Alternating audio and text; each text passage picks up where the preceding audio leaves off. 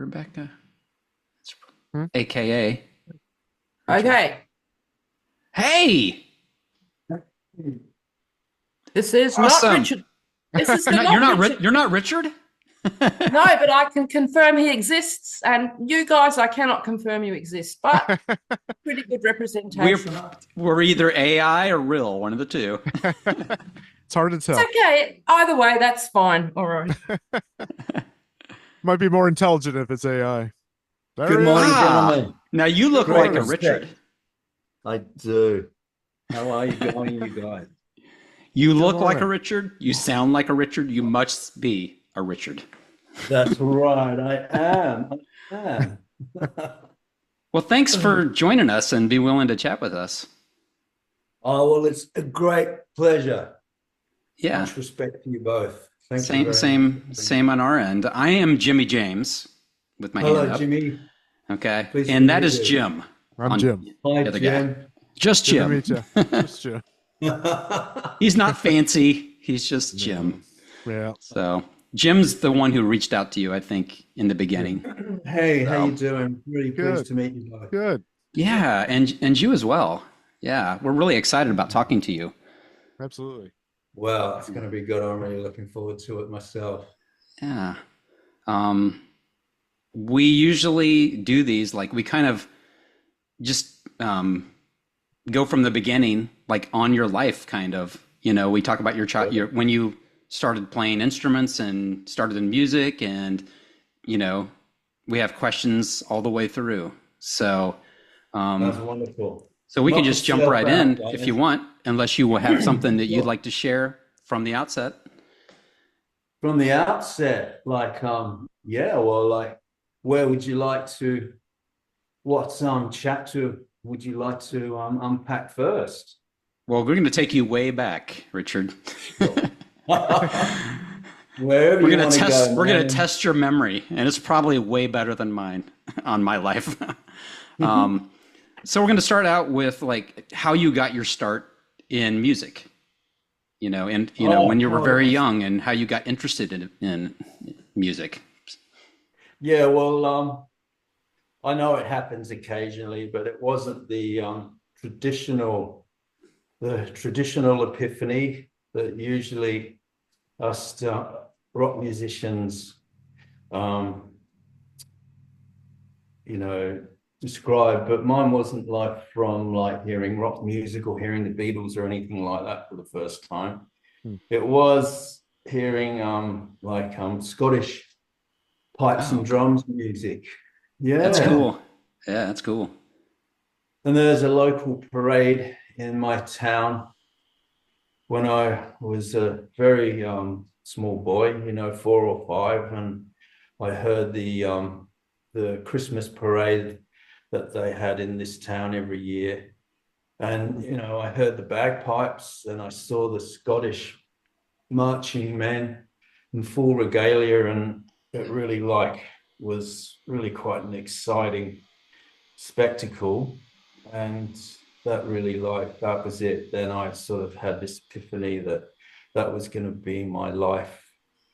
My life path was music, and so I went from there. And so you know, I bugged my folks to take me to bagpipe lessons, which they did. They humored me, you know, thanks to them, you know, of course, you know, big shout out to my folks. Otherwise, I wouldn't have been able to do it, which is always mostly the case in, you know, in most of the musicians' story. They get that, you know, they get that family support. And so, yeah, it didn't work out. The bagpipes didn't work out for me. And so I thought, all right, well, I'll try the marching drums. And so I started drum lessons, and then everyone was in, you know, this was around 1970, and everyone was into the Beatles. And, you know, so was I. I mean, I just didn't, it was just a natural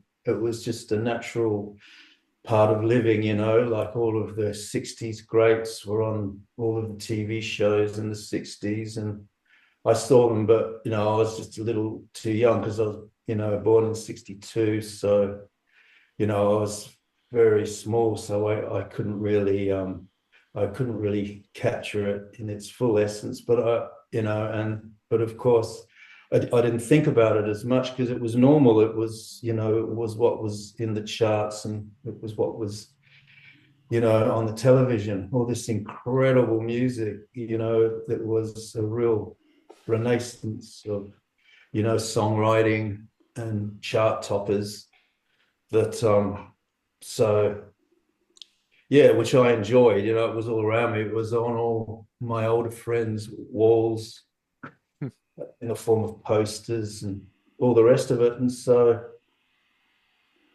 I started drum lessons around about 1970, and then all my peers, they were all the same age, and I started school bands, and we'd be playing Beatles songs at our school concerts and festivals from a young age, from about 8 onwards, and that was really, really incredible. And I started getting drum lessons from then on, through school. And as I got older, we, played proms and things at school, and at parties, at, friends' houses and things. And it was really, really, really cool, really enjoying it. And yeah, it was just evolving from there, getting into all of the classic music of the time, like a lot of Bad Company and Free, as the 70s was evolving. And then, and then punk rock hit. And then I was around my teens then. So that was rebellious age, and so we were all very rebellious. And so that music was perfect. And so that really launched me into into a stellar kind of hyperdrive of ambition. And then I started playing, like professionally from about that age, from my early teens. And wow. Then it developed from there until like I was around 18. And then I moved to like the one of the biggest cities, like, and answered this ad, and it was for the church, and that was around when I was 19. And then I joined those guys. Never heard of them. I'm Never just heard kidding. of them. I'm just kidding. We're kind of big fans. Yeah, we are. We're huge fans. So I was ready. I was job ready, because I'd really I'd been through this journey that we've unpacked together, and so I was ready. And so they were advertising for drummers. They just recorded their first album and recorded their first single, Skins and Heart, and their first single, She Never Said, was released. And things didn't work out with their first drummer, and so he left around about then, before their breakthrough single was released in Australia, The Unguarded Moment, and on college radio in the US. And so I was successful in the audition, and then we started playing together around Sydney, where they were based, and then touring into other states. And yeah, then the Unguarded Moment came out, and then it was a major hit on the TV and the radio. And yeah, then it all just started to escalate from that point. And yeah, it just intensified. We were playing a lot of shows every night, and we had a very busy recording schedule. Yeah, and it just built from there. And then we recorded our first double single as the new group, as the new formation. So what was that? Which track was that? Which song was that? Oh, that was Too Fast for Too Fast. You and Okay, cool. I thought that's what it was. Yeah. And what was the other side? yeah, interesting. Yeah, because that was the double single release in Australia on EMI, and then we were shopping in the US for a deal, and Capitol signed us, and then they mixed two albums together. They mixed that double single and tracks off of Skins and Heart and released that as a self-titled Church album. And that was our debut release in the US. And yeah, so we recorded that double single, and then we had our sights set on, touring that album. And so we came to Europe and the US in '83. And it was, we started touring. It was a very interesting time to be touring because, we had not yet built up the momentum and the fan base that we enjoy now. So we're playing very interesting venues. Yeah, I can only imagine. Yeah. Like we played in California. We were based at our manager's place in Malibu. We had this wonderful ridgetop, acreage that Oh, wow. looked, yeah, man, it was so cool. It looked south to Santa Monica and then all the way along the California coast. It was just a wonderful place. And we were based there.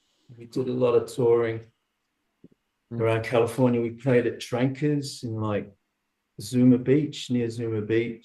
And so it was like a legendary area. Like Neil Young recorded that wonderful album and done his photo shoot there. And of course, Bob Dylan lived at Doom Point quite close by.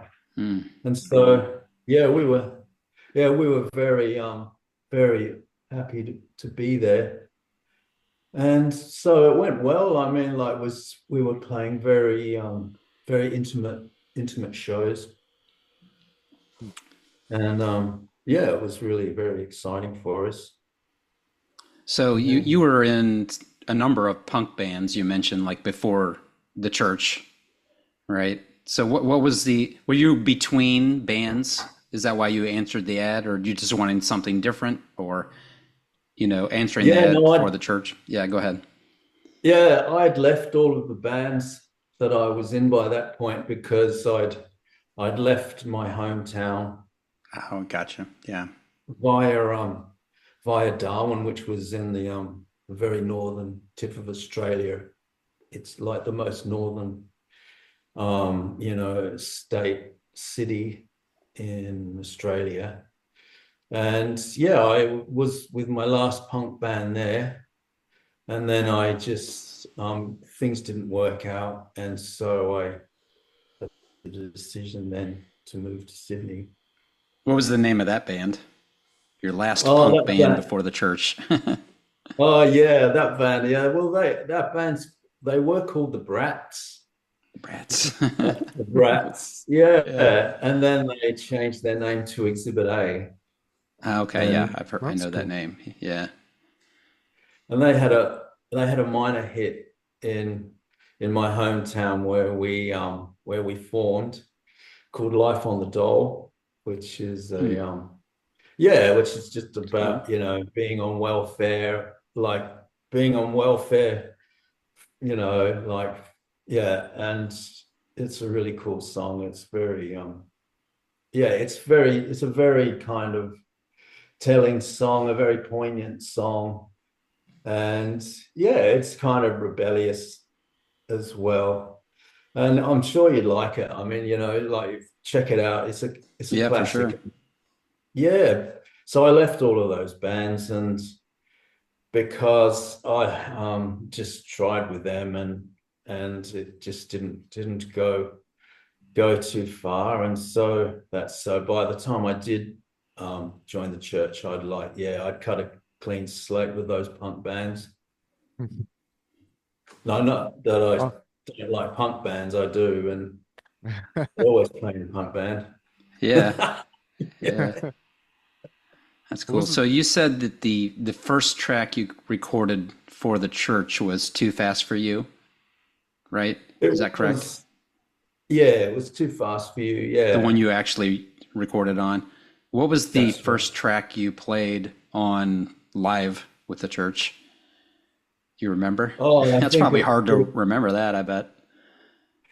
Yeah. I'm not I wouldn't bank my life on it, but I'm pretty sure that it was When You Were Mine.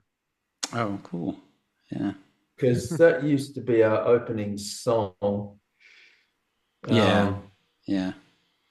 It still is sometimes. Safe bet then. Safe bet, but I'm not sure. Come to think of it, to think about it, I think it probably was, it was, it could have been another song. But in those days, from the very first recordings that I did with the church, from that double single that became the first debut church album in the US, it was a mixture of Skins and Heart that the original drummer had recorded as well. It also could have been, it could have been one of the other songs, but I think we were just writing that one at the time for the Blurred Crusade, which was to follow. Yeah. So what was it like for you, like as far as the transition from being in a punk band to the church's style of music? Was that, how was that experience for you? Like switching styles? Did that you just went with the flow pretty much? Yeah, I went with the flow, and it was a very steep curve. It was a very steep curve because, they were like, 10 years, they were 10 years older. And so they had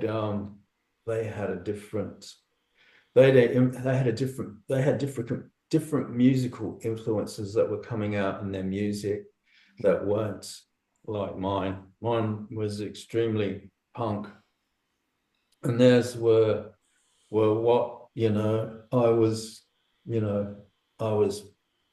partitioned to be sort of rebellious against. And so I came to their audition, like very, very, with that kind of attitude, that very rebellious attitude. But so they were into like all of the classic greats that, that we all hold very, very dearly now. I mean, like Peter, for example, is like very influenced, by Pink Floyd, and like the guitarist David, in that band, and you can really hear it in his guitaring, and it's a wonderful thing.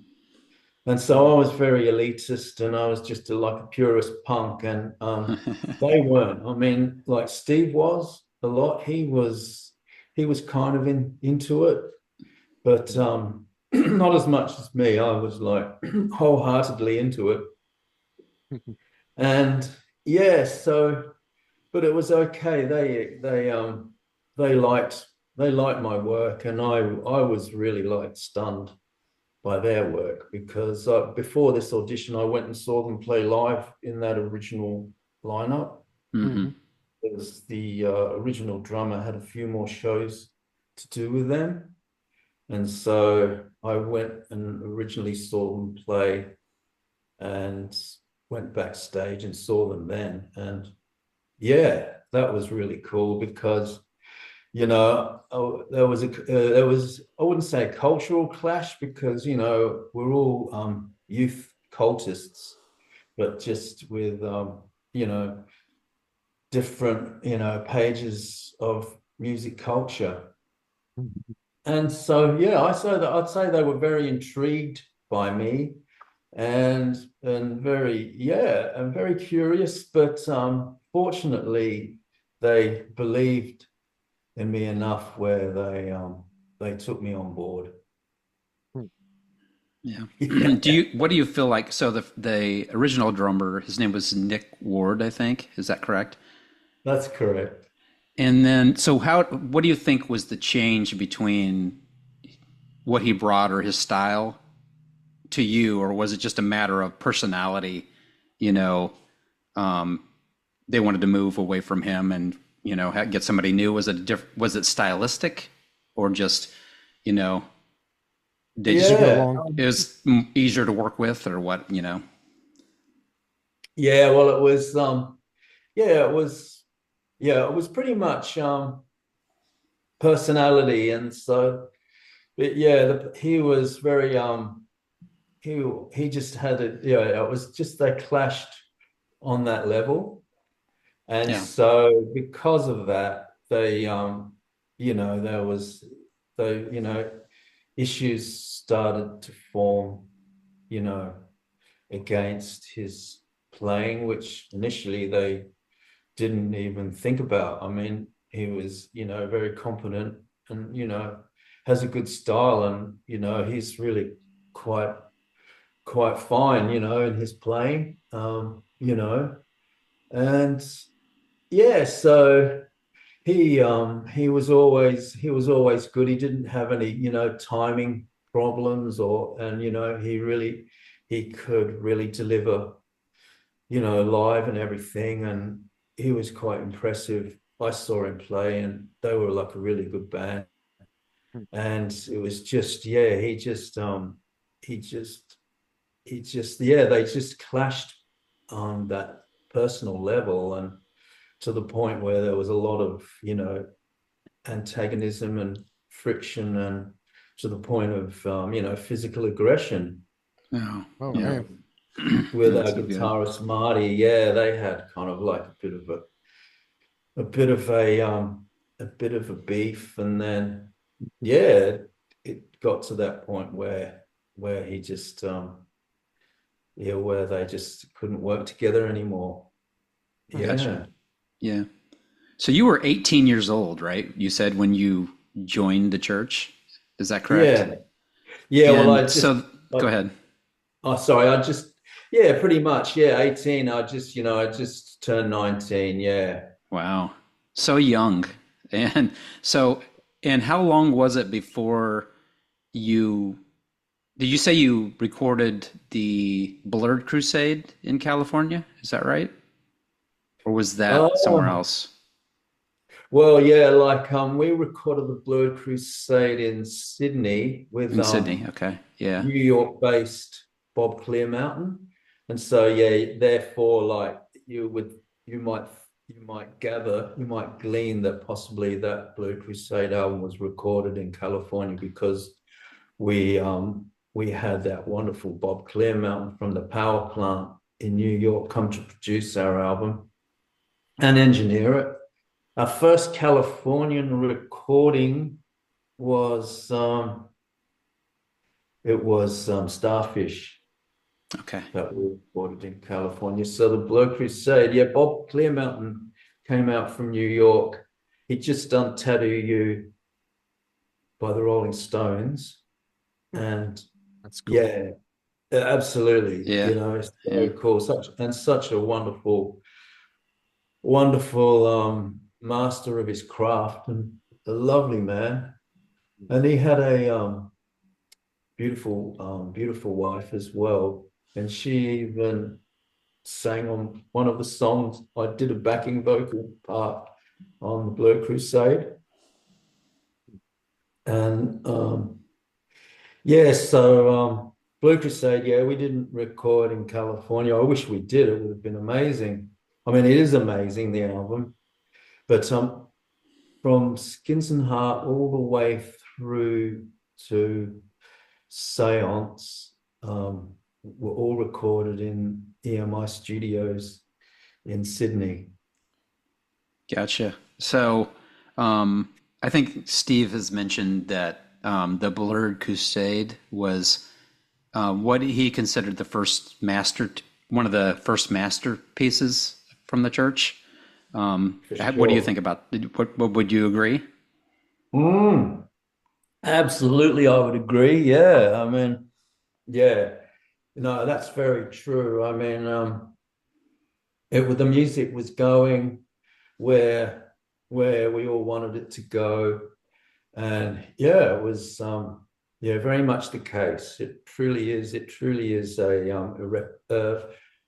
representation of the, of the formation of what we wanted to relate, musically, and how we wanted to express it. Yeah, and how we wanted to create it as a form of, for therapy, you know, for for the individuals involved. Hmm. How did you feel about Seance, which is, completely different, which is kind of for a lot of fans is kind of a, sort of a secret favorite in some ways. Sure. What did you feel about that album as far as, the difference, or shift in that? Yeah, well, I mean, like we're having a fantastic opportunity to create, we really did have the environment to be able to create, because we were playing most every night and, touring all the time. And so we had a lot of time together. And so Seance was merely just another rendition and opportunity to display our work. And yeah, I mean, it's interesting where it's telling in the fact that you know we it's telling in the fact about control as artists go with their repertoire, and how much they want to control their um their assets and their, intellectual property. Yeah. And so we're all like controlled, by record companies, Yeah. diktat, all the way along up until like the 90s, when we weren't.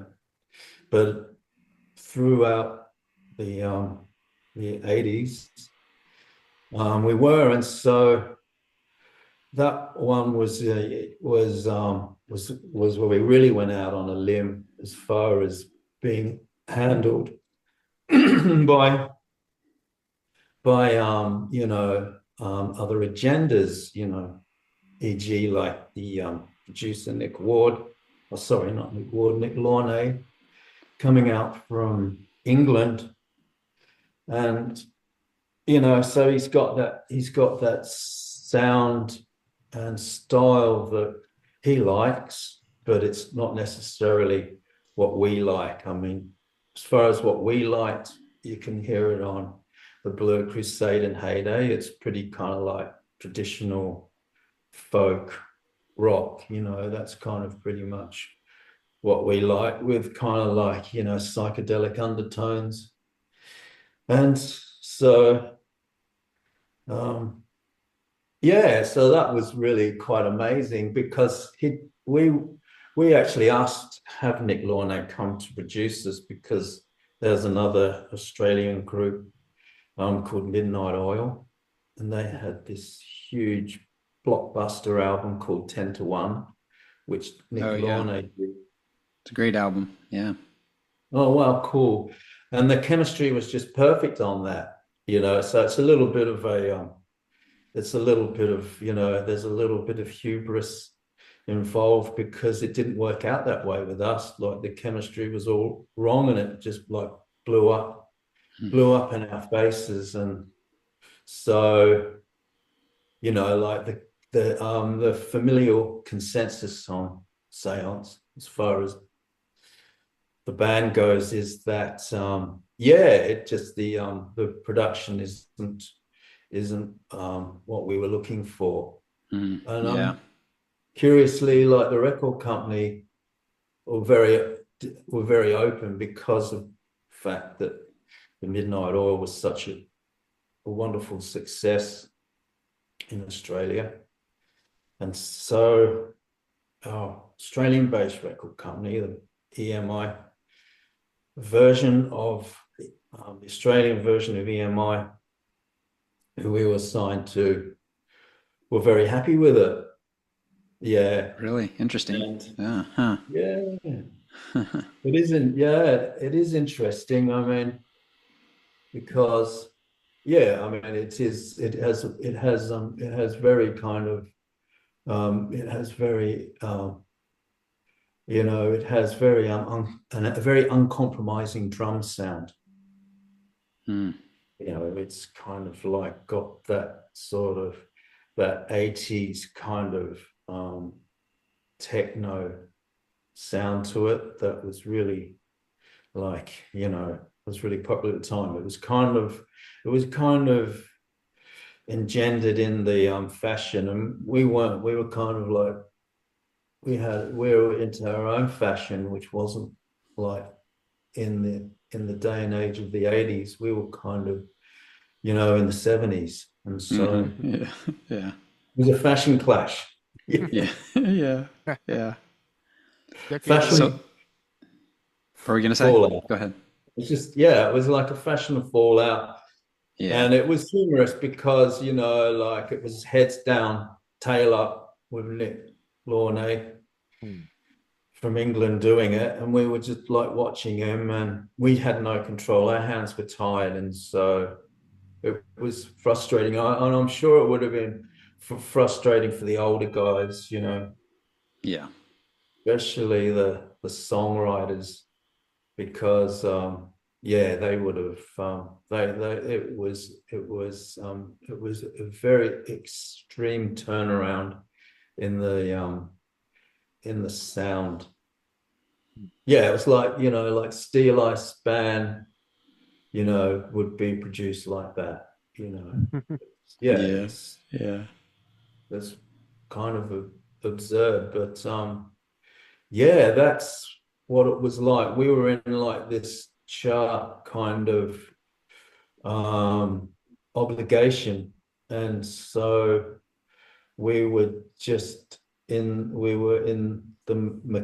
cogs in that obligation. And so what we are renowned for, and what people like us for, wasn't really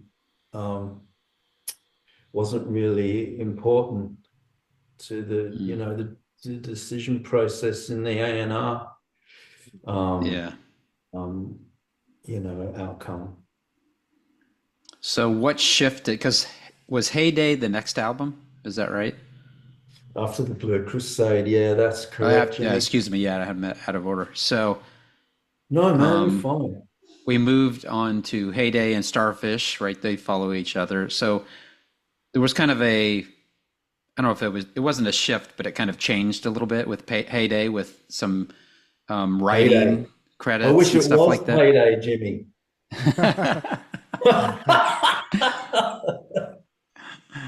Sorry, say that again, please. Forgive We me. all do. No, we all wish that.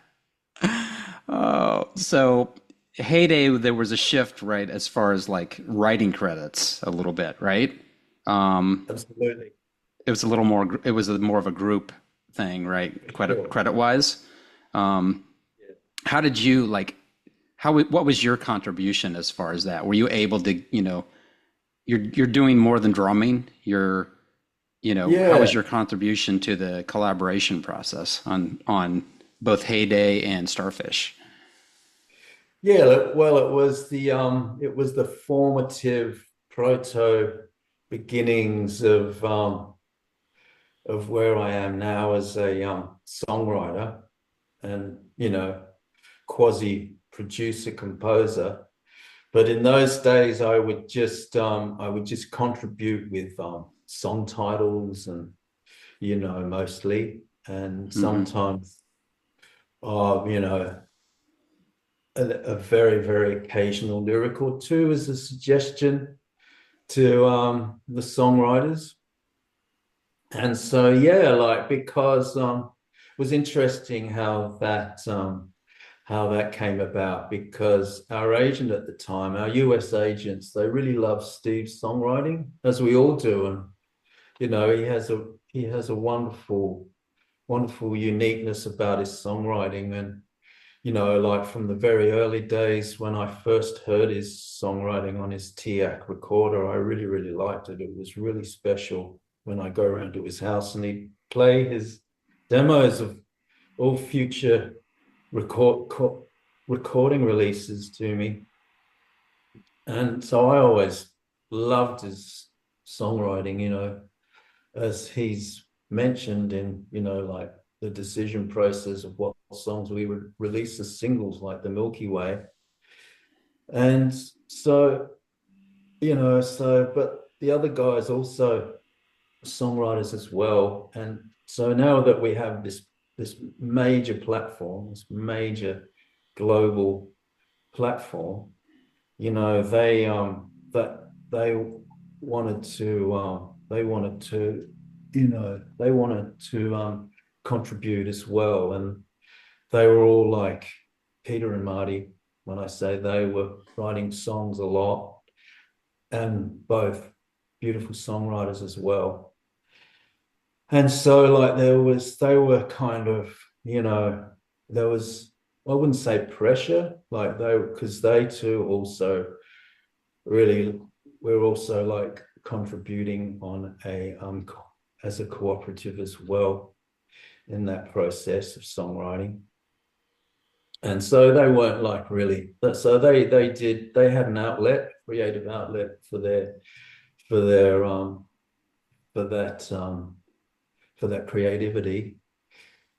And but I don't know how that happened. Somehow it became a thing where, you know, it had to be formalized, where from now on, you know, they Marty and Peter had also to have a fair share of that platform, as far as having their songs, you know, exposed to the market.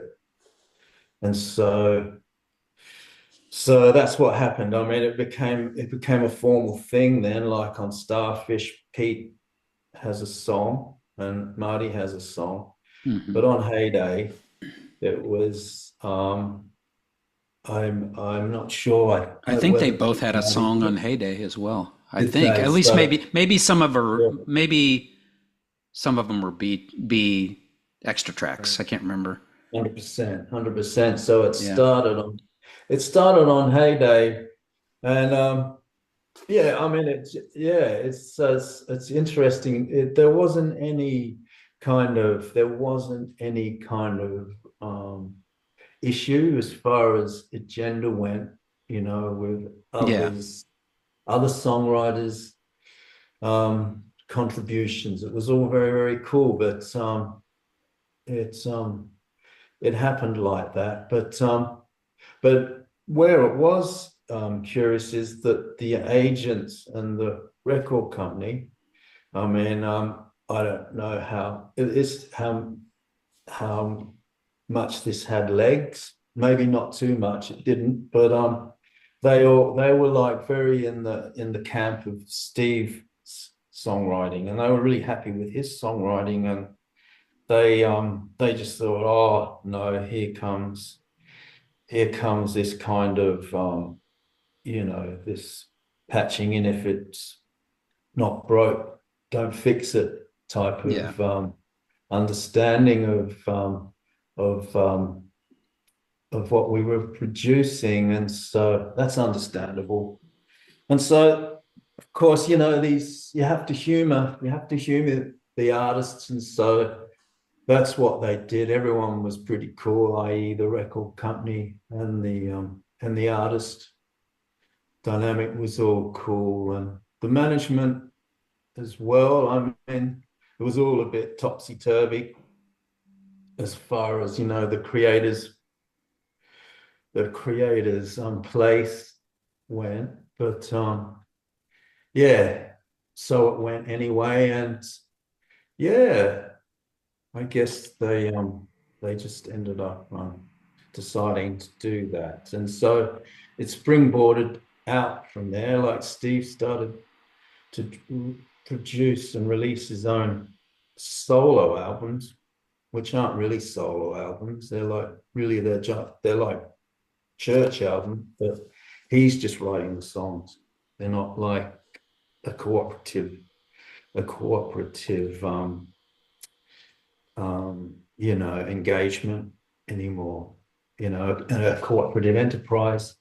And so did the others. They also started releasing, as in the others, Peter and Marty, their solo albums as well, which again aren't really solo albums. They are in the process, but they're really church albums as well. So it sounds like during that time you were kind of, absorbing, the process and kind of developing the future you, as producing and writing and stuff like that. You're kind of absorbing all this stuff and watching, this is how it's done, or, the processes and stuff. That's what it seems like. Can you comment on that? What was your perspective on that? Yeah, well, I mean, it's true. I mean, I was looking at this Ziggy Marley podcast, and he was talking about Bob Marley and Rita Marley, and he said, yeah, like I learned from osmosis from Rita and Bob, and so I pretty much learned from osmosis all the way along, which I didn't know, because I know now, because it kind you never know when it's actually happening. You're not knowing, right? 100%. Yeah. And so all the way along, from once I started to get into pop music, in 1970, it all came out. It all came out in my drumming, and it came out in the songwriting. And yeah, it was just like a wonderful opportunity to to associate and be associated with those three guys, to hear all the songwriting. Absolutely. And yeah, I mean, I wouldn't say that I'm on the same level, because like they've been doing it on a different level for a very long time, and so, but yeah, it was like a really wonderful opportunity. But yeah, mostly osmosis, because I was just this happy kid going along with it, and like really enjoying the experience and living a dream, of incredible creative joy, because it was what I set out to do from that age of of being a very small guy, and so it was just absolutely amazing that it was actually real and I was living it. And so yeah, it was just like a fantastic, wonderful experience, and yeah, a very positive thing as far as like a just this fan myself of music. I've always really been a big fan of music, and yeah, but I wasn't taking notes, or I didn't really have a mindset where I was doing that. I was just really into my drumming, and I was really into the songs. And then, because I was just a drummer, I really had the opportunity to focus on my drumming and come up with really focused and pre-thought out drum patterns and parts, which these days I don't do so much, because I have to think about all of the other parts more now. But yeah, but I guess that's cool these days too, because personally, just if you bear with me to go out on this tangent, I think my drumming is way better now than it was then, because yeah, I'm just kind of like absorbing and more learned in the craft.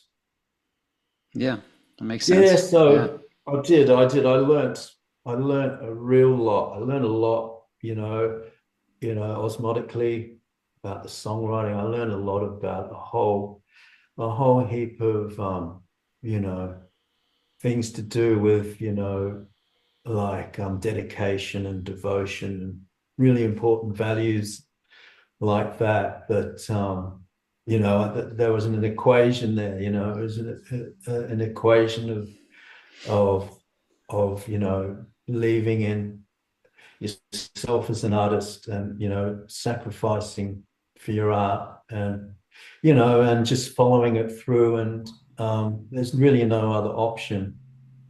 It's like the English writer um, Somerset Maugham. He he is the champion of an artist, like just completely living and following their dream and having no option but to do that. Yeah. And I learned those things pretty much as well from them, apart from the songwriting. It's weird because, when I first started releasing about 10 years ago, the Groom Epoch material, it really sounds a lot like the church, and I sound a lot like Steve. And, so I suppose I must have really been stamped on a subconscious level. Yeah. Yeah, for sure. I hear that. Yeah. He doesn't say that. Like, I played him Groom Epoch and he says, he lied down and listened to the whole album. My oldest son Emil's lied down. His partner, we all lied down, and he said, "Oh, that's a very accomplished work, Richard." That's what he gave you, huh? Yeah. Yeah, that's good. Nice. Hey, That's nice to say. yeah, hey. Oh, cool. Yeah.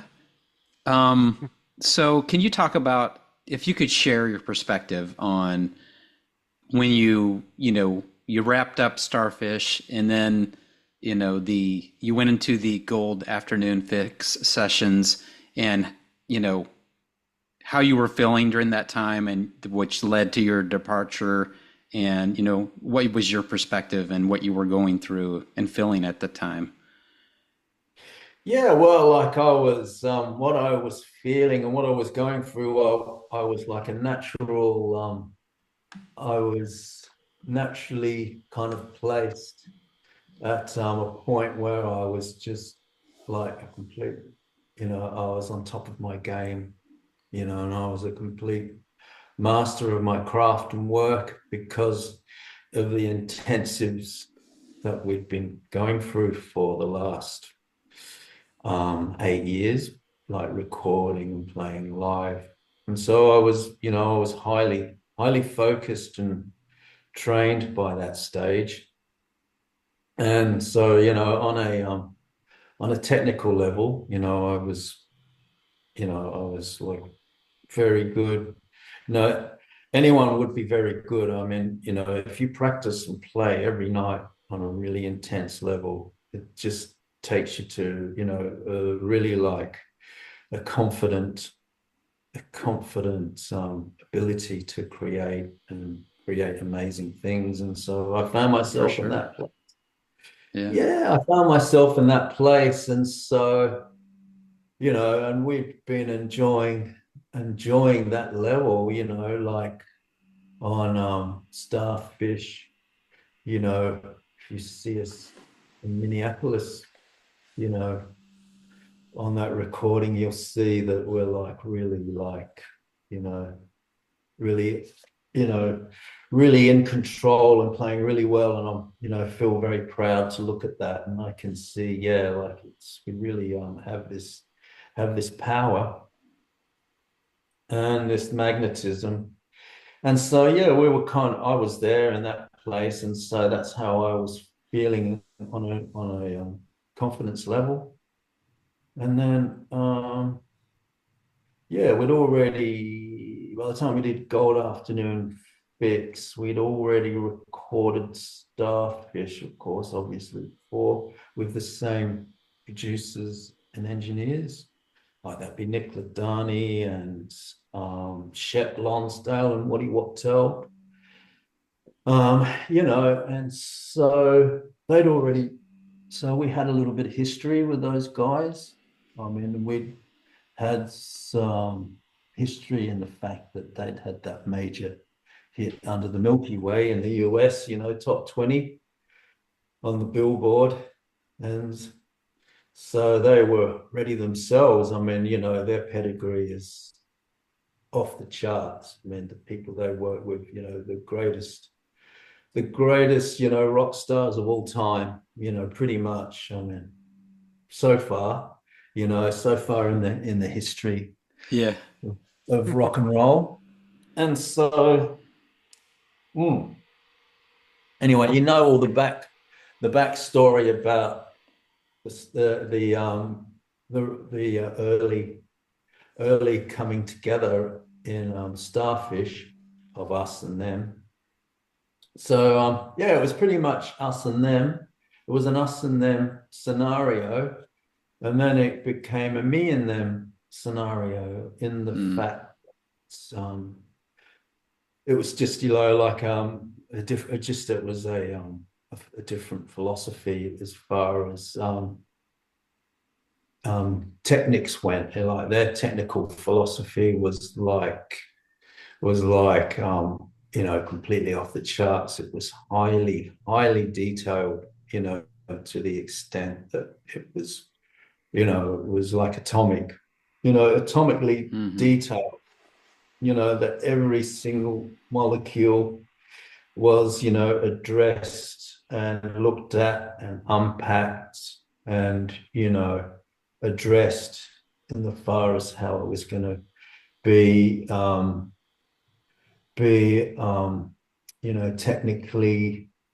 technically handled. And so that was the kind of the work environment that we were working in when we were recording the Gold Afternoon Fix. And so, yeah, I mean, so because of that,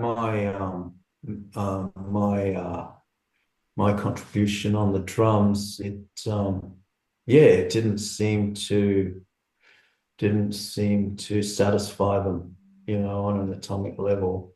And Was it because they just were so focused on making hits that were, quote unquote, perfect, as far, was that the goal? Yeah. Was that why? Yeah, I mean, that's right. I mean, that's the outcome. I mean, from that kind of attention, is that it is perfect. Would you kind of suck the art out that way, oftentimes? Yes, true. I mean, that's right. I mean, that's my philosophy as well. I mean, to creating things like, I mean, one isn't necessarily, right or wrong. It's just, it's just on a level, where it's subjective. And so, so we just had to, we had a lot of challenges in trying to step up to that. And we couldn't really, and so everyone had their own responses and to it. And I was the one that really sort of became abject to it, that it couldn't really move forward. And so they had to make that decision where they couldn't go on. you know, as far as, you know, my place in it went. And so, yeah, so they had to make an executive decision, and it, as far as my drumming contribution went, and they decided to, replace me electronically. Hmm. And Yeah. so they got me to record all of my drums on a recording machine, and then it was drummed on a keyboard, and yeah, by one of the producers. Yeah, so I mean, I don't mind. Don't get me wrong. I'm not bitter about it. It's just, it's amazing, really. I mean, that happens because but it's got to happen to someone, and it just happened to me. You know what I mean? You're Like, just lucky. I'm just lucky. Like, there's victims in the world. There's poor victims, you know, and so it's a roulette game. And you know, he was this really lucky guy, and so, but you know, my luck ran out that day, and so yeah, and So so what they did so what, you know, after your departure, like what were you thinking? What were you thinking about? Okay, what's next for me? What's next for Richard on this? Like, what am yeah, I gonna do? What well, are my plans? Or, you know? yeah, well, that's it. Well, I was in a state of desperation, and so I had some ideas, but then I had I had all this, but I was in a place then where I really had to look within and really look close up and reflect. And you know, at the age of 26, I Yeah. just wasn't Wow. equipped. I wasn't equipped to do that. You know, Yeah. that's like I would now. Like, I really know what to do as far as my my safety package would go. And so what I did, I tried to join a few like US groups, but I just didn't commit myself, you know, appropriately to making those outcomes work, you know. And so I had to leave, and because my visa ran out, and so I just returned to Australia, and I've been here ever since. And yeah, I came to the US in 2019, and went to Dave Grohl's studio and met Oh, Dave yeah. Grohl, Cool. and Yeah. put this album together with Eric Avery from Jane's Addiction, and Jevon Bruni from Pill, and Hmm. Jeffrey from The Church. And we recorded 10 tracks under the name of Iboga Gazebo, an Oh, amazing album called Dosage, which I highly recommend. It's a really cool album. what's the name of Yeah, it? What's the name of the album again? Dosage. Dosage. Okay. I'll check it out. Check that out. Yeah. Yeah, man. So from like 89 to 2019, I was in Australia and recorded this really cool album with those guys. And but between then and then, I was just sort of like just playing and learning. And yeah, just, you know, I had a family, and but so I had a little bit of a break, I think, from music for a little while, just to have a break from this really intense like work schedule for, you know, like 10 years. It was incredibly focused, and it's amazing. Yeah. And then I just got to a stage where I am now, where I release and albums and write them, and you know, do shows and things like that. Yeah. Cool. Yeah. So I do want to talk about uh, Groom, In the US, we would say epic, but you say epoch, probably. Yeah, yeah, Epoch, right? Epoch. But I want to, real quick, I want to cover just short, real briefly. You also, after the church, you played with Peter Kappas in the Well. That's correct. So how did that come about? Like he just invited you? You said, "Hey, want to collaborate?" Yeah, You know? yeah, he did. He invited me to come and play because, yeah,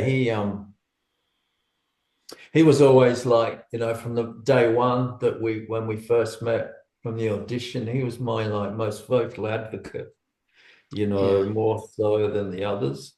The yeah, others were, in a very comfortable place together, like Marty and Steve were in a very comfortable place.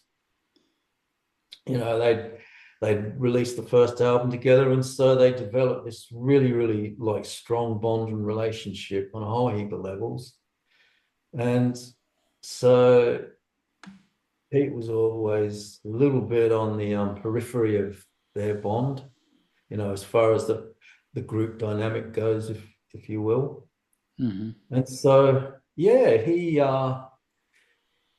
also being this vocal advocate, being the songwriter and solo entrepreneur of recording material, goes he wanted to put this band together, and so that was called The Well. And he got some local Australian musicians from these really cool bands, like the bass player was from the Celibate Rifles, hmm and the keyboard player was from this really cool Australian band called Flowers, which were really amazing, hmm. really amazing creative band that I used to see, back in my hometown, and very, very impressive. And, they really were an amazing band.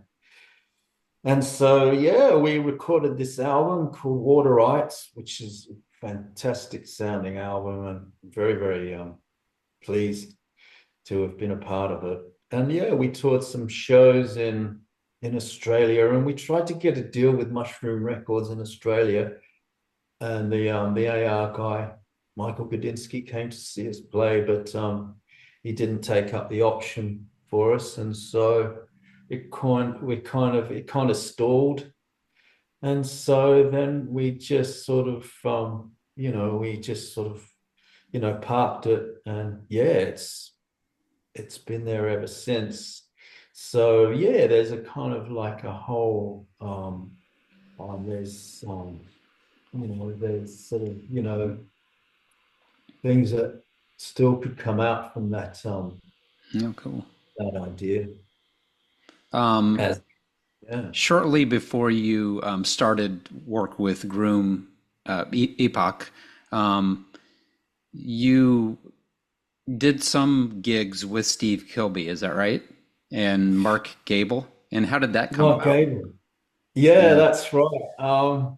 Yeah, Steve Kilbey and Mark Gable. Like Mark Gable's from another really like a classic Australian band called the Choir Boys. hmm Yeah. Yeah. Yeah. The Choir Boys. And so it's interesting, the Choir Boys in the church. Yeah.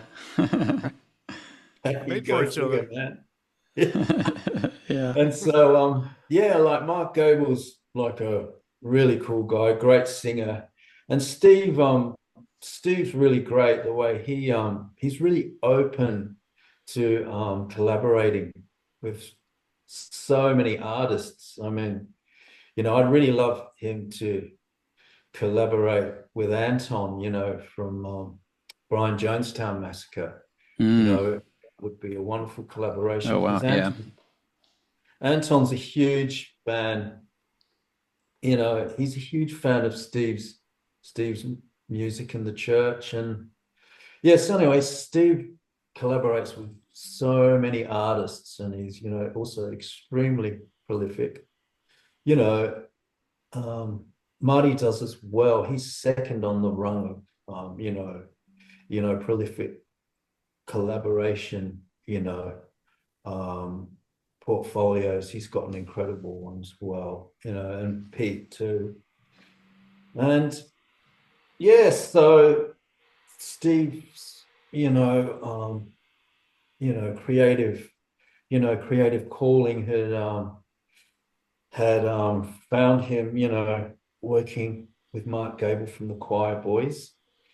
And so he had some time and wanted to do a tour, of the east coast of Australia. And so he thought, yeah, well, why don't we get not myself, but he was saying, why don't I get me to play? And so we got together, and the show was it was all covers. We were all doing. Oh, cool. Okay. Huh.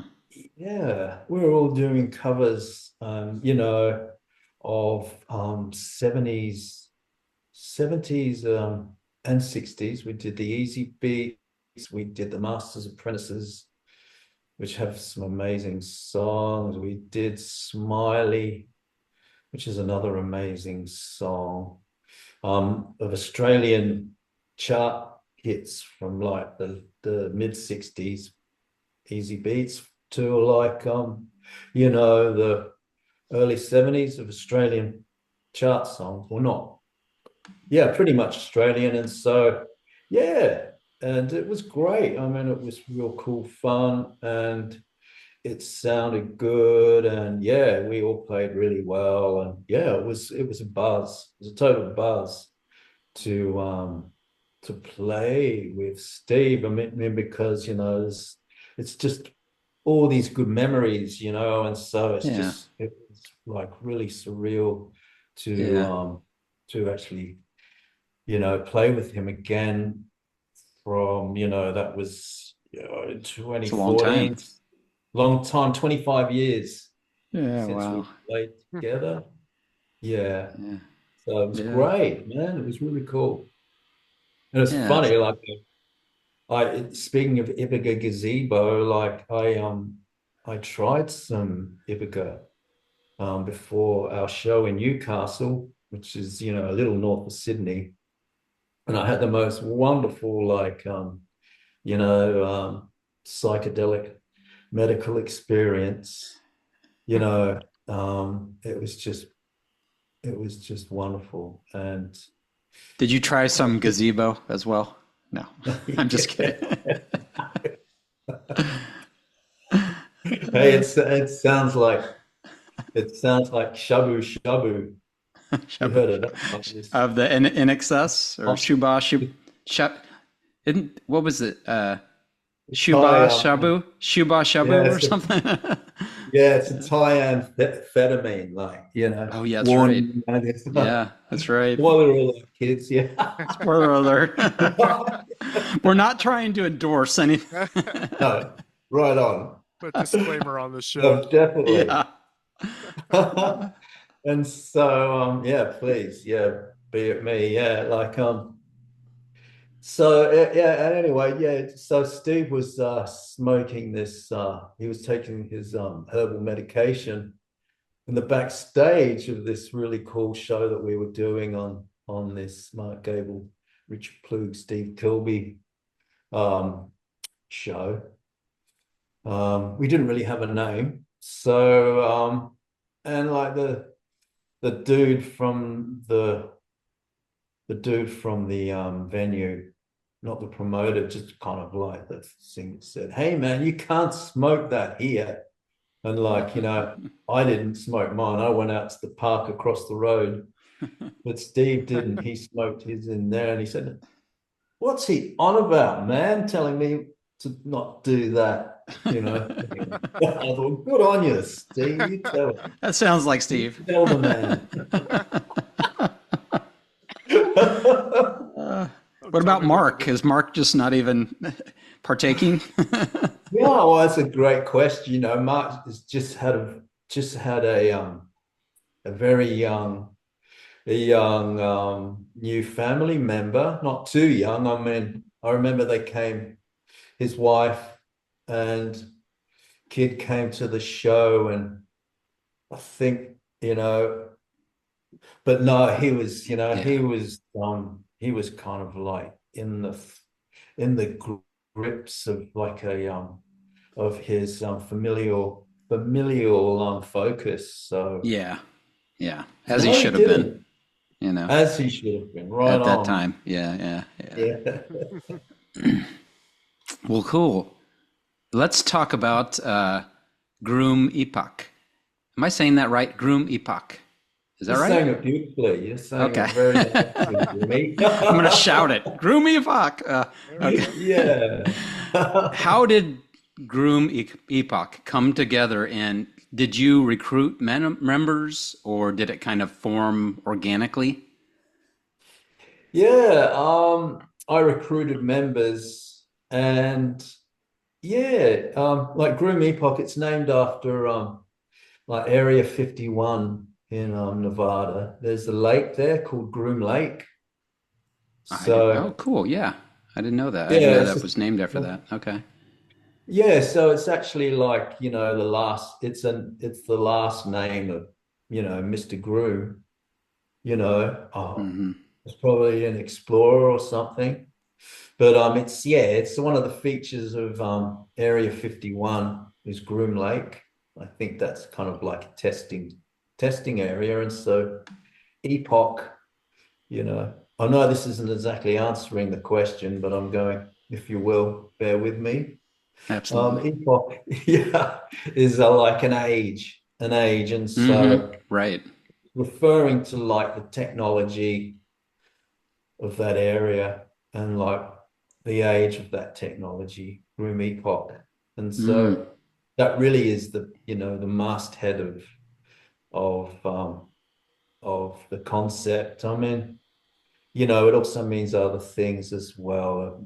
It's, the other one, it means about that humanity's bit is groomed, and Mm.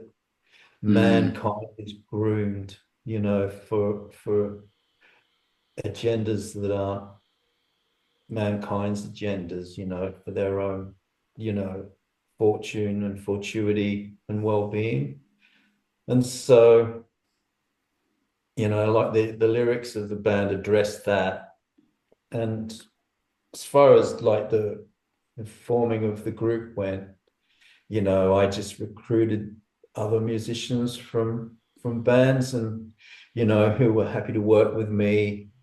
And, I got some really cool musicians together. Like, I got this really cool band play called Phil Hall, which actually played on Curious Yellow way back in the day with Corin Janssen, the co-writer of Milky Way, Steve's partner. Okay.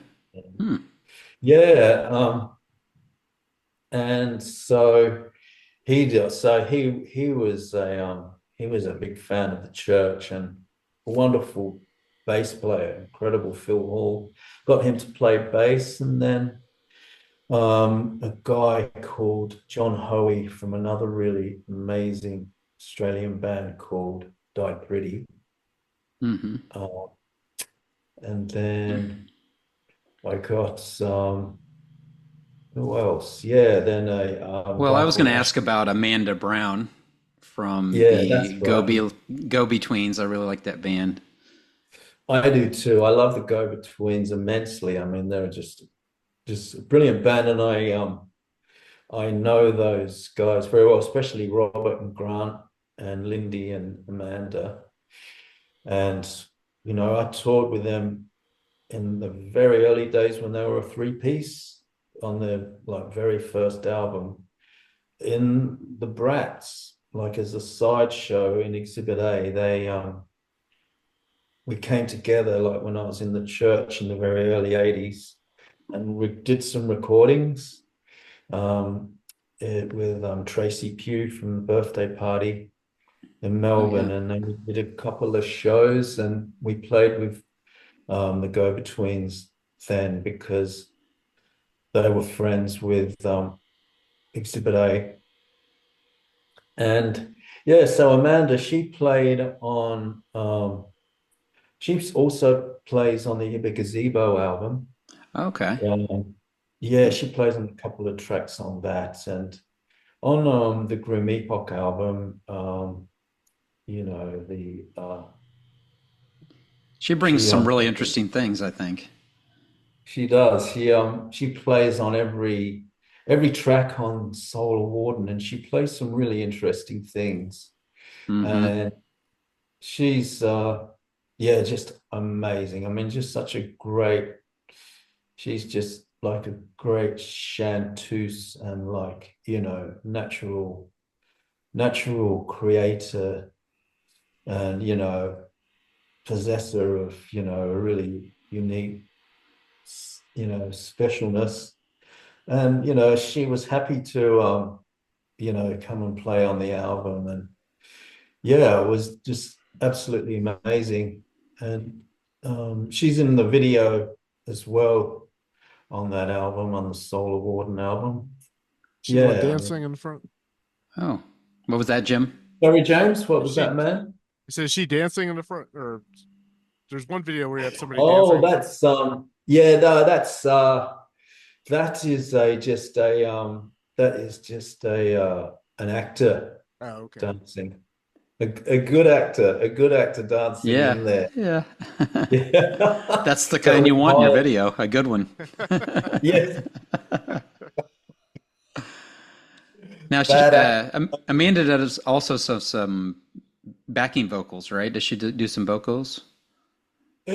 She did. She did on you can hear her backing vocals on you can hear her backing vocals on the Cosmic Artifice track Mm, where she sings at the very end. You can hear it.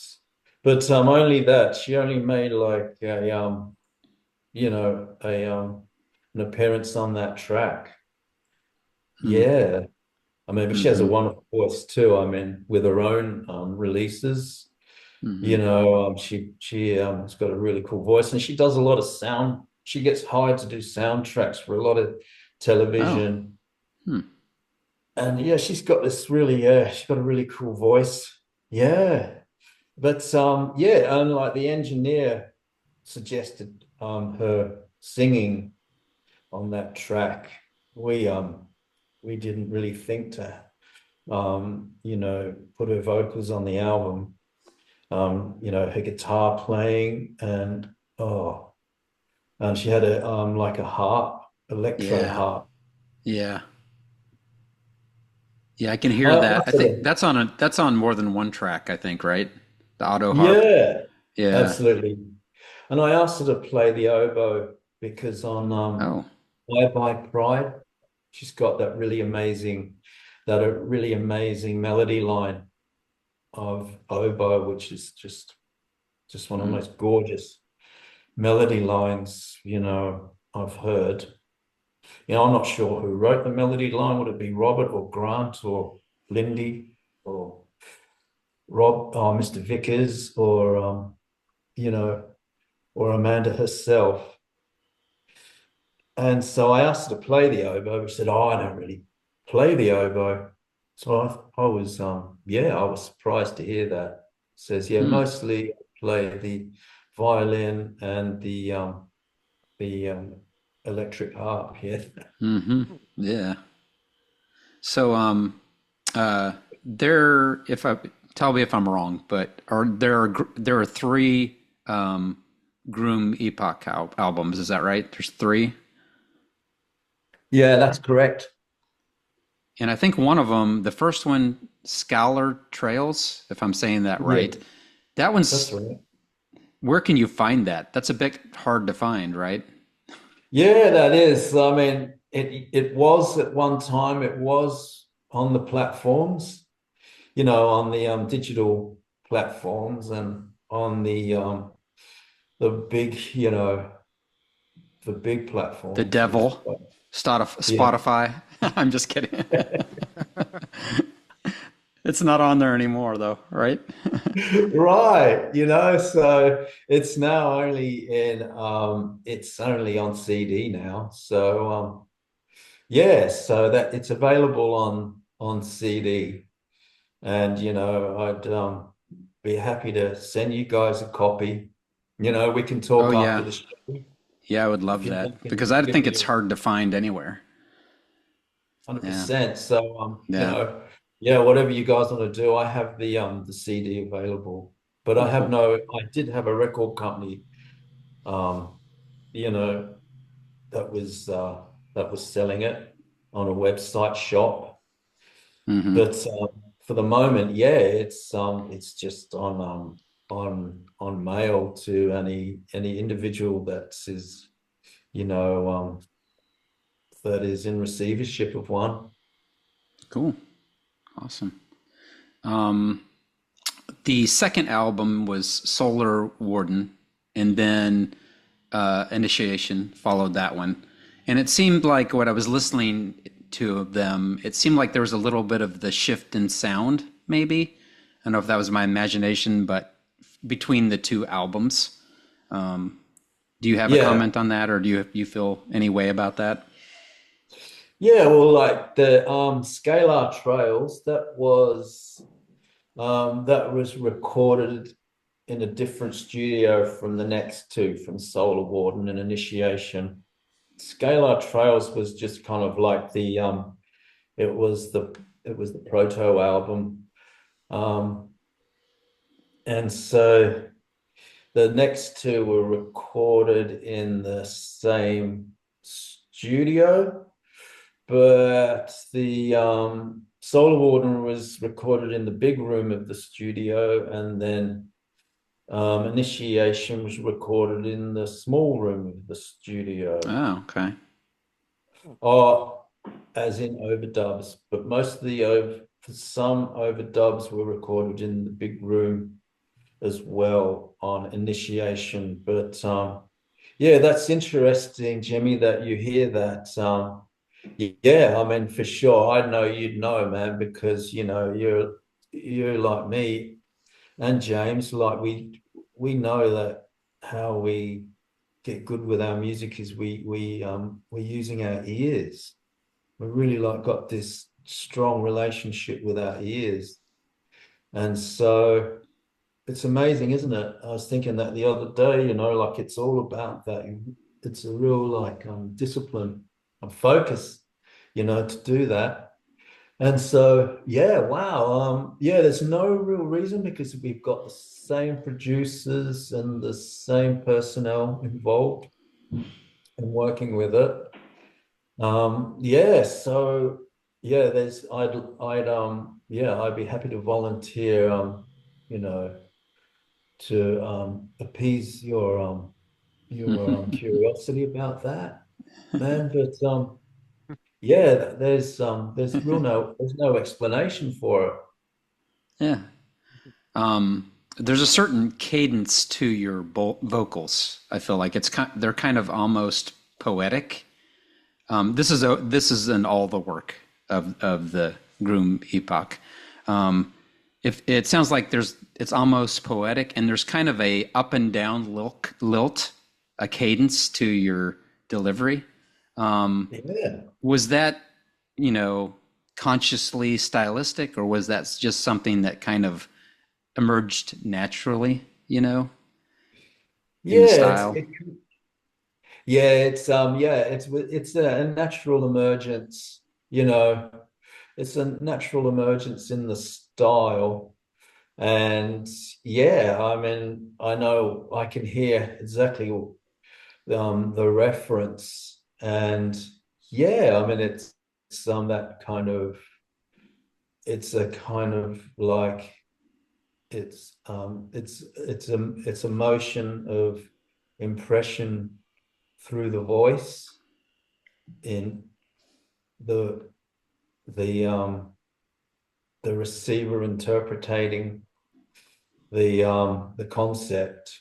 So it's yeah, I hear what you're saying. Yeah, that's different. I mean, no, not really. I mean, it's not. I mean, I hear that on Subterranean Homesick Blues, but it's more of a direct Hmm. um mono kind of delivery where there's a certainty in it. So I don't know. There's a certainty in my delivery, as far as this Yeah, vocal style that's a good goes. way to put it. That certainty, I think. Yeah. Yeah, so it's kind of like it's this kind of playful, Mm. um, um, kind of like this playful kind of acceptance of of this kind of outrage, I guess. I would, one of the other comments I have that, which for me is what I usually enjoy in music, is the vocals are kind of they're in the mix, kind of sitting beneath the surface a little bit. So you have to I enjoy that because you have to kind of it's like mining for gold, like you're trying to decipher the lyrics and exactly what they are and kind of unraveling what they mean. That's just a comment, not a Yeah, question that's necessarily. But oh well, that's a really like it's like there's this understanding that in mixing that as far as the vocals traditionally go, they're always in the foreground and they need to be heard yeah. and everything like that. And I try to do that as well because I know in the interests of I don't know, the form or whatever, the art, it's best practice. And yeah, I mean, but I dig that too. Like, I'm fine with any kind of, delivery. I don't have a very um, I'm really open to anything, and if the mix comes out and the vocals like that, that's cool with me as well, guys. I really dig that too. Yeah. And you know, all of my critics, emphasize the fact that, the lyrics and the vocals, number one, need to be decipherable and legible. So I would assume, from a technical level, that means that the vocals have got to be, prominent within the mix. And so I kind of feel to do that. But at the same time, like if it happens that it doesn't eventuate when, in the creative process, then I'm totally cool with it, man. Yeah, cool. What would you, is there a certain message or drive behind Groom Epoch's music? What are you, is there something you're hoping for listeners to take away? Yeah, yeah, there definitely is. I mean, I sort of like had that like just it's just basically, yeah, it's the message is like this place that humanity is in, and it's yeah, it's sort of like it's like an ideal, really, an ideal kind of vision that where it's an ideal vision and an observation of the history of the suffering of humanity and the struggle you know on a global level that we see you know you know through time and it's basically an observation of that and how we can how we have got the tools to save ourselves and and and own our world um, and be the owners of this world and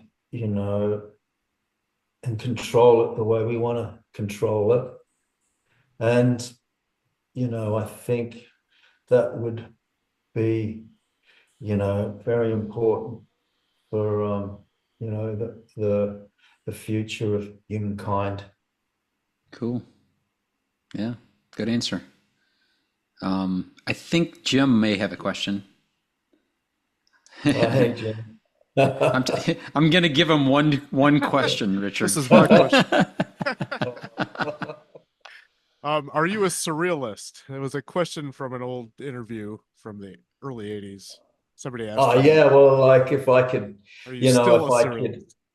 absolutely. Well, if I could be, so bold to claim, that title, 100%. I mean, from that artistic vision, surrealism, Dadaism, and all of the greats, all of those things where, you know, where they're, portraying an idea in particular about reality that is is um, is a kind of like an expression of one's place within reality. Like, that's what I perceive when I see Dali. I think that he is, he's making a statement like that. And I'm sure, for sure I would, because I know early from the most earliest of days when I was interviewed, the interviewer asked me when I was about 19 on this Australian TV show called Simon Townsend's Wonder World. He asked me, Jim, she asked me, Jim, she said, I don't know exactly what the question was, but I ended up saying, like there's a lot more than what's going on within this reality. And so I'm through myself and how I express myself, I'm kind of, that's my prime emphasis. So and so that's kind of surreal, that's what I guess how you might want to,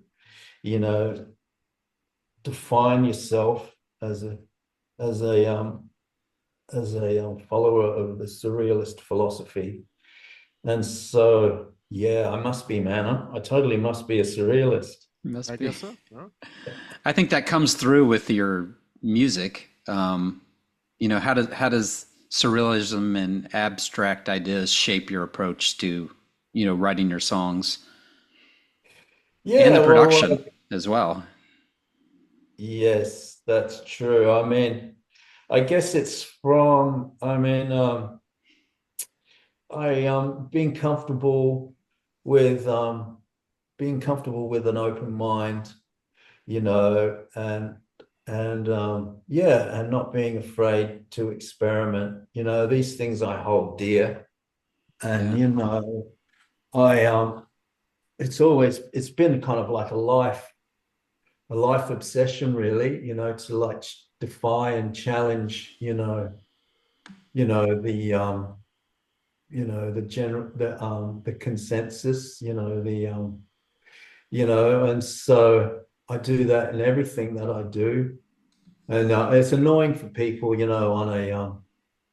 on a non-artistic level, but it's great for songwriting and production and all of those things. It works well in that form as an art form, as a in all kinds of ways, as in a audio way, in a visual way, you know, in a written way. It's what the viewer enjoys. It's interesting why they enjoy that. I enjoy it too, and I don't do that consciously. It's an innate part of my psyche that I continue to draw upon that, on that wellspring. And yeah, I just yeah, I just find myself doing it, in all of my opportunities. Yeah, in general. Cool. Cool. We're not going to dive into every song on Groom Epoch, but I have a few that I'd like to ask questions about or make comments on, if that's okay. Oh, absolutely okay. Please feel free. Yeah. So the first one I was going to talk about was Love Divine is the track. Um, Sure. and I just felt like there was a lot of compelling layers in the music. There's some crunchy type guitars, and there's sort of some type of electronic. It's almost like a sprinkling. I don't know if it's auto harp or something else, but it's some sort of electronic, like almost sprinkling of little electric noises. And then there's a fade out that was kind of like a bass. It might be a bass or a guitar kind of interesting fade out. Um, so if you could comment on that, and also like what inspired this specific track. Yeah, for sure. I mean, that would be like the keyboard player John Hoey, contribution with those kinds of sound effects, and then Brett Meyer's wonderful guitar work that would have given you that you know the the the sound, the guitar sound as well. And yeah, that song is Love Divine. That's song about, I guess, it's about, the relationship, between, a love relationship, between people, and the the prompt to to make it divine, as a kind of like a form of you know um, liberation and therapy, and you know spirituality and all of these kinds of things, and keeping it kind of like on a high frequency, on a very high vibration in that sense. And yeah, so it just sort of like is just looking at how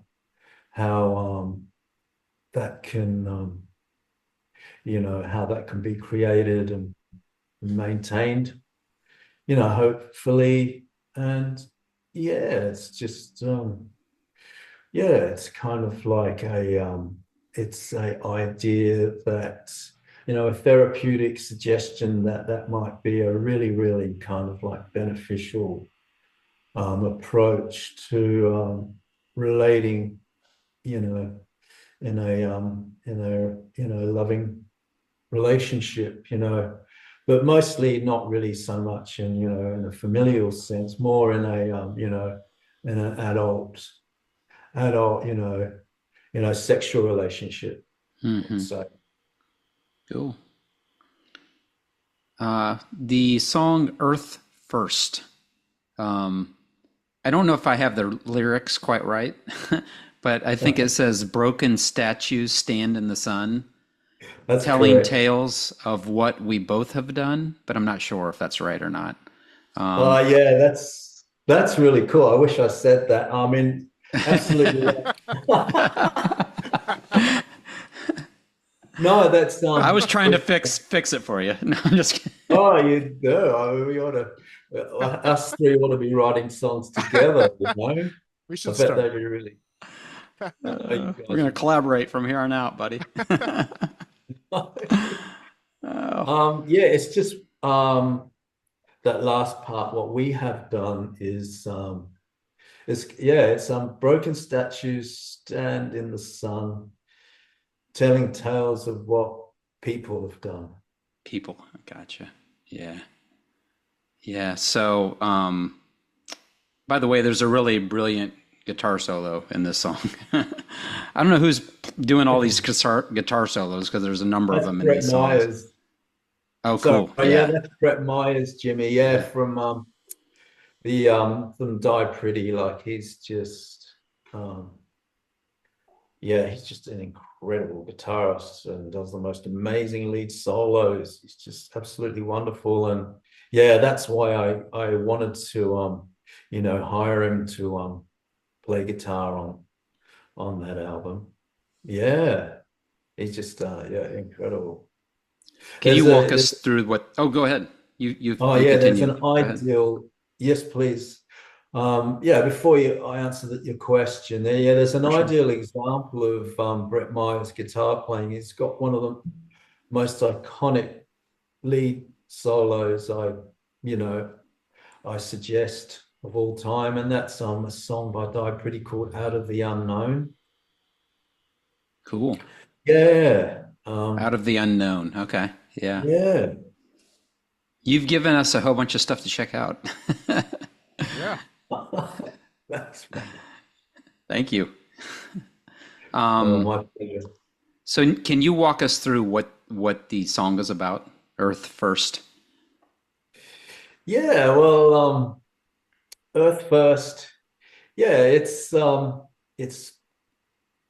observing, like it's observing the state of the world and the realities that it faces as far as geopolitical concepts go mostly, and that's Yeah. the usual struggles that humans have faced for a very, very long time now. I mean, yeah, an interestingly very long time. Probably, I don't know, it's open to debate, but I don't think when we were living in caves, we were doing it then. But ever since steel came around and iron and bronze, we've been doing it. And so wars, I don't think we really own it. I don't have this kind of belief or understanding that it's within the human. The human isn't like that. The human has to be trained to take up arms and to do the diabolical. But yeah, so I go into it in other songs. I unpack that idea. But yeah, I don't believe that we humans do that. We're not the engineers of wars.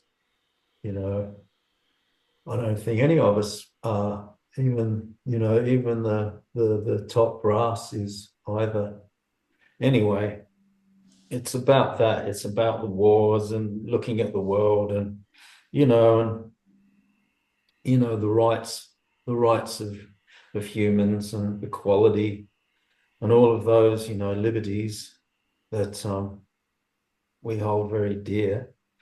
And so it's just observing and like in a sense where there's drama to it and alienation to it in an observed sense. So speaking of the state of the world, you mentioned that like the song "Fodder for Zion." Yeah. in the darkest moment on the blackest night. Yeah. And I'm missing some of the lyrics again. I'm trying to hear them. Then it says something about you brought the light, maybe? That's correct. Or close to that. Yeah. Is that right? That's or correct. close to No, it? that's spot on, Jimmy. Okay. So that's pretty powerful. Thank you, man. Yeah. So I'm trying to figure out the instrument in the background, and I keep wanting to put the auto harp in here somewhere. It's got to be in there somewhere. But is it? Oh, it what's is. the? Okay. That's the man. Yeah, Yeah, man. That's the auto I harp. love Thank this you. song. This song has a lot of different elements That's with very much better. instrumentation. Yeah. Thank you Um, very much. so fodder for Zion. What's the Yeah. meaning behind even just the title of that? Yeah, well, it's a huge can of worms, Oh boy. that one. And it's another. We'll put it this way: I go so far as to say, well, those parts they're particularly about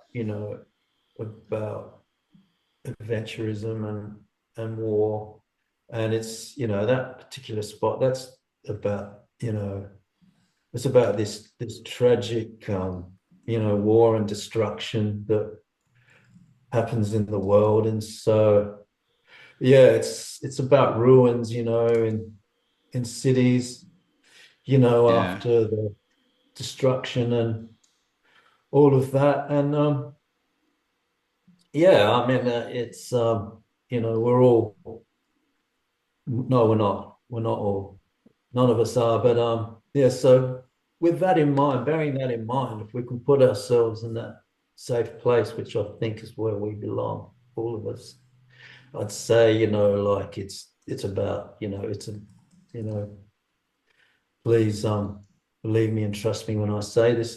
It's about Syria in particular. Hmm. And I Yeah.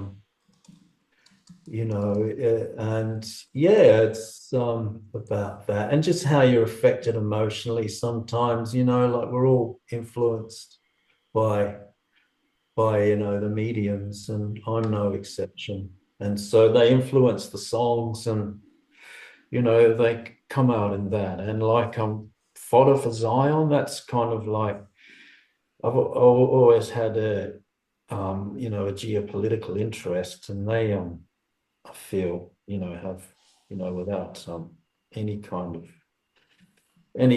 of hate or anything, because I don't. It's all love, and Hmm. every one of us is to be loved, and through that we can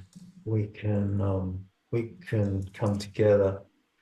And Zion, like I've always had an obsession with it. Like on the first Groom Epoch album, I say, beware the four-letter word to control the world. And it's very controversial, with a capital C. Hmm. And one man asked me one time, he said, "What's the four-letter word?" And I went, "Love, man. It's love." Yeah. Yeah. It's not. It's not love. It's Zion. Is uh,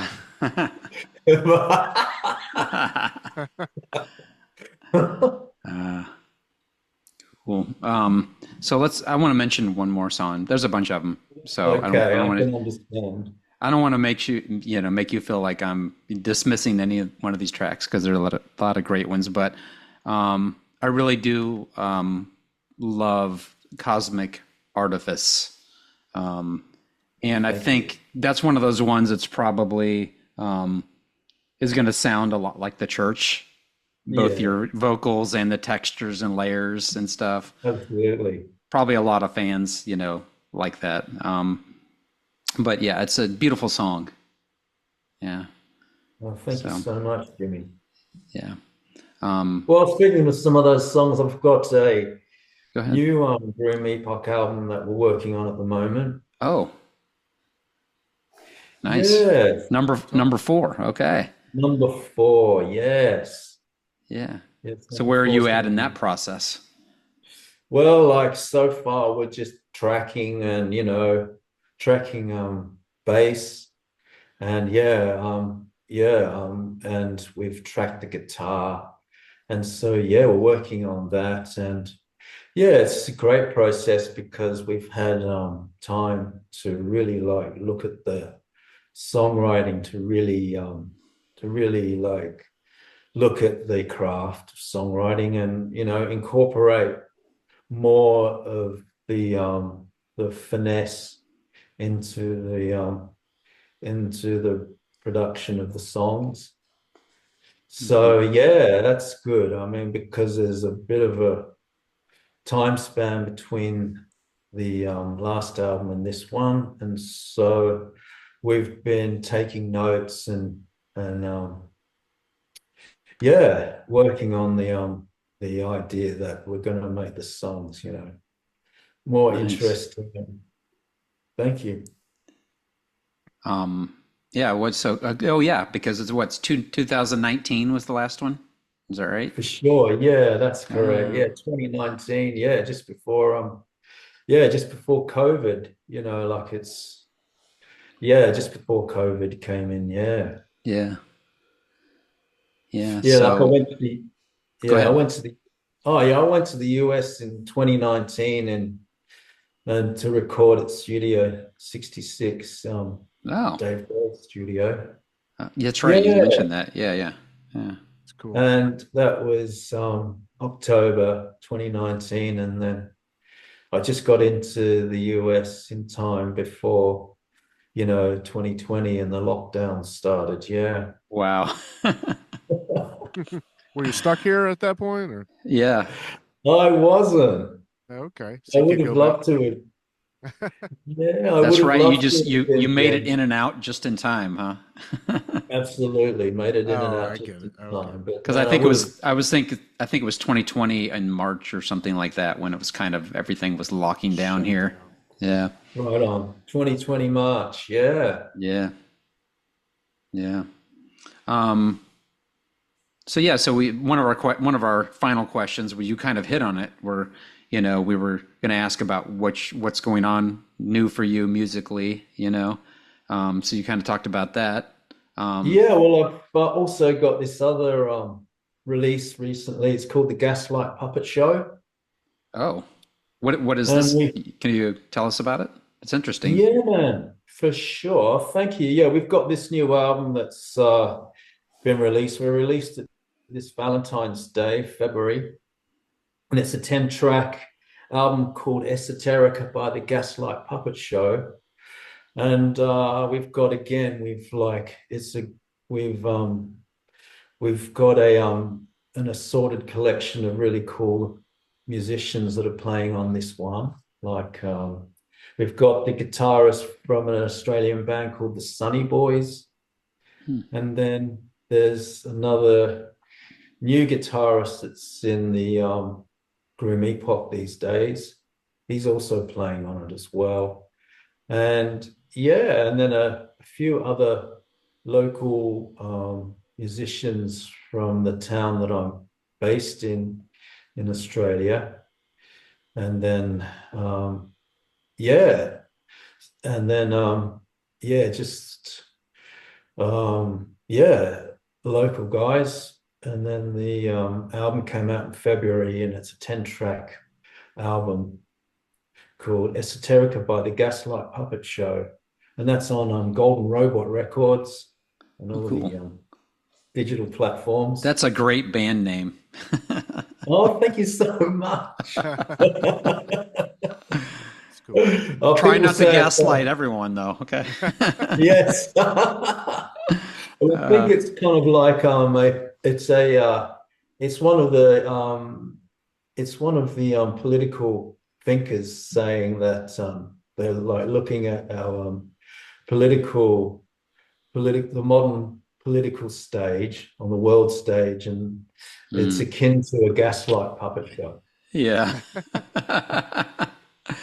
And don't get me wrong, I'm not elitist when I say that. I mean, Yeah. mine, me and mine is no exception. Did you say that came out in May? Is that when you said it came out? It came out in February 14th. February. Valentine's Day, yeah. Oh yeah. Is that the same? Perfect. Yeah. Is that the same Valentine's Day for you guys? February 14th? Yes. I guess not. Yeah. It Wow, is. cool. Yeah. Cool. Got to look that up for sure. What's the style of the music? Yeah, well, it's kind of like shall I reference other specific artists' names, like as in bands? I would. Okay, sure. Like it's kind of like Devo, Roxy Oh, Music. cool. Oh, Nice. Yeah. Nice. that sounds Talking fun already. Heads. Yes, it's fun. Exactly. Yeah. You've touched a very, very important point there, Jimmy, and that's fun, you know, like ultimately, you know, it's a very fun album. And you know, we know that you know, as a formula, the people like, you know, to captivate the people, you know, that you've got to apply some very strict kind of formulaic nuances in order to Oh, yeah. you know, to create the gravity. Especially these days, right? Keep people's Yeah, attention. When there's so much, the market, you know, it's so much music out there, right? You know? man, there is so much music out there. And you know, yeah, it's incredible. Yeah, so it's kind of like that. And yeah, it's really cool sounding. I was really, really happy with the way it's come out. And it's kind of like a segued album, like in so far as the presentation of the tracks, they're all kind of like segued together as a concept album. And like the Mm. producer, David Pendragon, you know, who's this Arthurian legend, you know, provocateur. He's very well known with his art and his magic, you know, in the area where we live. And he is also, you know, an incredible producer and a wonderful technician. He has a brilliant ear, and you know, mixed it and produced it. And yeah, you can hear his great work on the tracks. Yeah, that's awesome. That's awesome. Um, I didn't have this question in my list, but it came to me just to ask you because For I know you sure. have a number of children, and I do. I think I've even seen one of your sons on one of the church chat things. You know, he'll mention you 100%. sometimes. um, Yeah, That's who I do first any of your talked to. totally. children? I'm sorry, what, Jim? So that's who I first Yeah. talked to. Oh, Okay, wow, One of Jim. his sons. Yeah. one of Richard's sons. That's so Okay. cool. Um, Yeah, yeah. and I love that. Like he'll talk about, you know, certain things about, you know, you from the church or whatever. But are any of your children like, are they musically interested or inclined, or have they done Oh, anything? yes. Oh, yes. Yeah, well, Irie is. He's quite encyclopedic. I mean, Mm. you'd really enjoy gleaning his knowledge. Yeah, and putting him to the test. You know, he's very encyclopedic. I mean, it's incredible the amount of you know, with kids with encyclopedic musical knowledge goes. I mean, you know, it's incredible. And, you know, I'm all right. You know, I pass, but there's some incredible, you know, ones. I mean, Yeah, like, it really that's is. awesome. And yeah, I mean, like the guitarist thing, the Groom Epoch, he's good. Once you get him warmed up, like my thing is name dropping. Like I'm a name dropper, and I'm in. I'm not, you know, and I've rubbed shoulders with so many famous people, and I love blowing their minds with all of these famous people in various scenarios that I've rubbed shoulders with, you know, and they just can't believe it. I mean, like looking for a block of hash at Wembley Stadium with Steve for Neil Young on Neil Young's tour bus, you know, to Yeah. accidentally accidentally walking into David Bowie's rehearsal room, and he was recording Tin Machine when the Well Oh were yeah. putting the show together. Yeah, because Oh I yeah. Cool. gee, I thought, oh, they were playing Ashes to Ashes, and I thought that's a Bowie cover band, you know. Classic me. I opened the Did you door and think that they didn't sound as good though? it did. It That's because the did. real Bowie. Oh Yeah, wait, they it's really were him. like it was. It was Tin Machine, and I opened the door, and there was David, you know, humbly rehearsing the set, standing at the mic, and I just gently closed the door. It was beautiful, like, you know. Like, you didn't go fan geek. You didn't do that. You respected his rehearsal. I've done that though. I did that with Malcolm Young when we were in the same restaurant. Yeah. Yeah. That's good. So yeah, I love blowing. So I'm the name dropper. The other guys have the encyclopedic knowledge, and yeah, I just have so many interactions with incredibly famous people. It's just bizarre. Ooh, yeah. But- I don't. I just know Jim. You are right now. You're talking. I am right now. I'm rubbing shoulders across That's the the internet. That's right. That's all good though, right? Because Yeah. the takeaway is that to enforce my fixation, I guess, that we're all just amazing anyway. We're complete powerhouses of infinite power, and every human is the possessor of that. Hmm. So Yeah. it's Our so commonality, that's really, right? yeah, that's really like the mark of the person, his fame aside, and everyone's got that. Yeah. You're a star in your world, right? Yeah. Well, thanks so much for taking the time to talk to us for a couple hours. Yeah. It was great to hear you and hear all your thoughts and perspectives and experiences. Well, I'm glad, Jimmy and Jim. It's been an incredible pleasure, and I've really appreciated talking to you guys. And yeah, I'm wishing you the best fun under the sun, man. Yeah. Yeah. Thanks for And you as well. And you as well. I'm going to reach out for the what's it called? Scholar traits, right? Is that right? Yeah. Oh yeah, we'll do, like, guys. Yeah, I will. I'd really like to send you some copies. Yeah. We'll follow up with you. Yeah. Sounds wonderful. Thanks so Look forward much. to it. My Have a good pleasure. morning, rest of your morning. I will. Thank you very, very much. And all the very, very best. And it's been wonderful talking to you. Same to you. Really appreciate you. Thank you so much. Thank you. All right. My pleasure. You're very welcome. Take care now. Shelby, you too, guys. All right. Bye. Bye.